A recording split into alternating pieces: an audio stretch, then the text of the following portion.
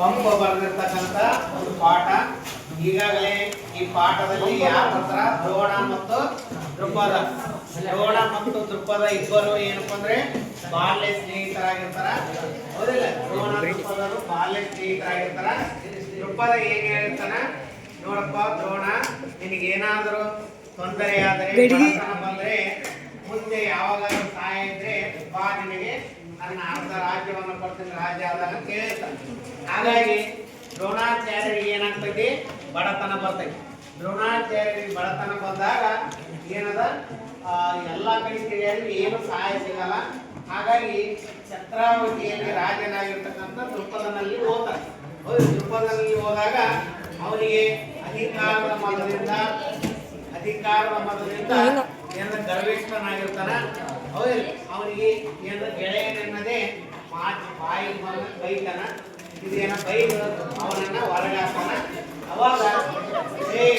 ಅವಾಗ ಏನಪ್ಪ ಅಂದ್ರೆ ದ್ರೋಣಾಚಾರ್ಯರು ಪ್ರತಿಜ್ಞೆ ಮಾಡ್ತಾರ, ನನ್ನ ಶಿಷ್ಯ ರೂಪದಲ್ಲೇ ನಿನಗ ಎಡೆಮುರಿ ಕಟ್ತೀನಿ ಅಂತೇಳಿ ಹೇಳ್ತಾನ. ಇಲ್ಲದಿದ್ದರೆ ಕೆಮ್ಮನೆ ನೀತಿ ಹೊಡ್ತೇನೆ, ನೀತಿ ಹೊತ್ತು ನಾನು ಏನಪ್ಪ ಅಂದ್ರೆ ಸ್ವಾರ್ಥ ಅಲ್ಲ ಅಂತ ಹೇಳ್ತಾನ.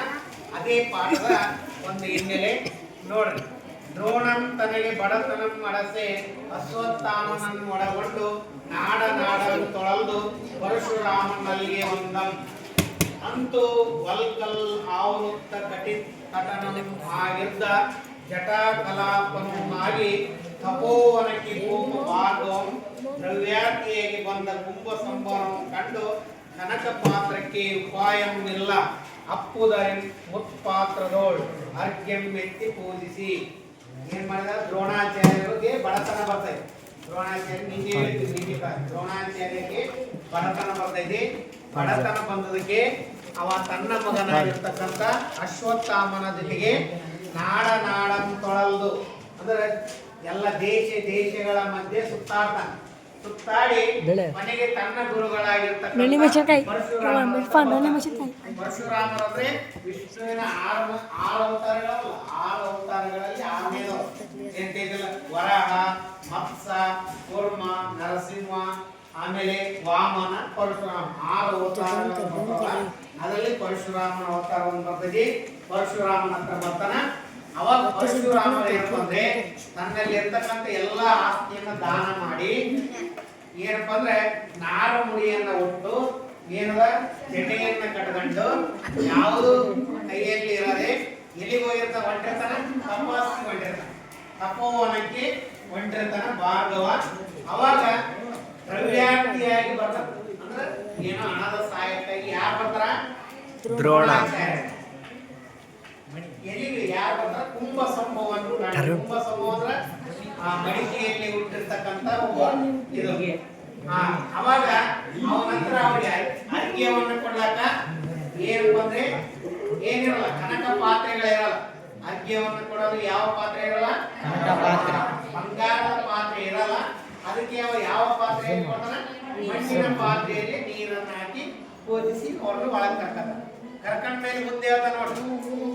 ಒಡವೆಯನ್ ಅತ್ತಿಗೆ ಇತ್ತೇನ್ ಅವನಿತಳಂ ಗುರುವಿಗೆ ಇತ್ತೇನ್ ಈಗಳ್ ಒಂದು ಅಡಕೆಯಮ್ಮಿಲ್ಲ ಕೈಯೋಳ್ ಎರೆದಂ ಶ್ರುತಪಾರಂಗನ್ ಎಂದು ಸಂತ ಸಂಬಡಿಸುವೇನು.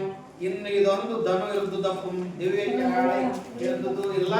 ಒಡಮೆ ಸಮಂತು ಪೇಳ್ ಅವರೋಳ್ ಆವುದನ್ನು ಇವುದು ತುಂಬ ಸಂಭವ ಅಂದ್ರ ಹೇಳ್ದವ.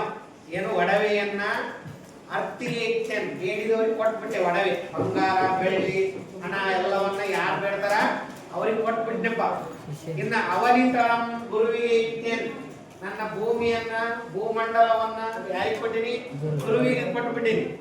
ಈಗ ಒಂದು ಅಡಕಿಯಂ ಇಲ್ಲ ಕೈಯೋ, ನನ್ನ ಕೈಯ 1 ರೂಪಾಯಿ ಬೀಗಾಗ್ತಿಲ್ಲ, ಎಲ್ಲ ಖಾಲಿ ಆಗಿಬಿಟ್ಟವ. ಇಂಥ ಟೈಮ್ದಾಗ ಈ ಬೇಡಕ್ ಬಂದಿರಪ್ಪ, ನನ್ನ ಬಳಿ ಏನಿಲ್ಲ ಕೊಡಕಂದ.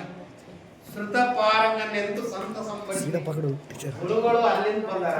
ದ್ರೋಣಾಚಾರ್ಯರು ಅವ್ರಿಗೆ ನಾ ಏನ್ ಕೊಟ್ಟು ಸಂತಸಪಡಿಸ್ಲಿ ಅಂತ ಹೇಳ್ತಾರ. ಯಾರು? ಪರಶುರಾಮ.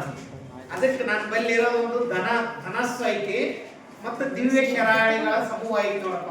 ಒಂದು ಧನಸ್ಸು ಅಂದ್ರೆ ಬಿಲ್ಲು ಮತ್ತು ಬಾಣಗಳದವ ನನ್ನ ಬಲ್ಲಿ. ಏನದವ? ಬಿಲ್ಲು ಬಾಣಗಳದವ. ಬೇಕಿದ್ರೆ ಕೊಡ್ತೀನಿ, ಇದ್ರಾಗ ಯಾವಾಗ ಬೇಕು ತಗೋರಪ್ಪ ಕುಂಭ ಸಂಭವನ ಅಂತಂದ. ಇದ್ರಾಗ ಯಾವಾಗ ಬೇಕು ತಗೋ ಕೊಡ್ತೀನಿ ಅಂತಂದ. ಸಾಕು ಸಾಕು